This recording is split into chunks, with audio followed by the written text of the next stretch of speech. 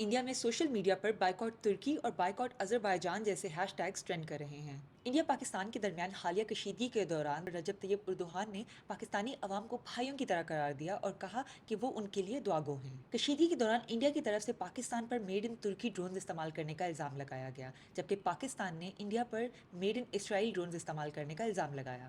India اور ترکی کے درمیان تجارت۔ ترکی انڈیا کو خام تیل، ماربل، سونا اور فروٹس بھی ایکسپورٹ کرتا ہے۔ انڈیا ترکی کو انجینئرنگ کا ساز و سامان، الیکٹرک ساز و سامان اور ریفائنڈ تیل بھی ایکسپورٹ کرتا ہے۔ بزنس اسٹینڈرڈ کی ایک رپورٹ کے مطابق 2024 میں انڈیا نے ترکی کو 6.65 ارب ڈالر کا سامان ایکسپورٹ کیا، جبکہ انڈیا نے ترکی سے 3.78 ارب ڈالر کا سامان امپورٹ کیا۔ ترکش سیبوں کا بائیکاٹ۔ انڈین ریاست مہاراشٹر میں زرعی پیداوار کی کمیٹی نے ترکی سے آنے والے فروٹس، خاص طور پر سیب کے بائیکاٹ کا اعلان کیا۔ سیبوں کے ایک تاجر سویوگ زینٹے کے مطابق یہ کاروبار تقریباً 1200 سے 1500 کروڑ انڈین روپے کا ہے۔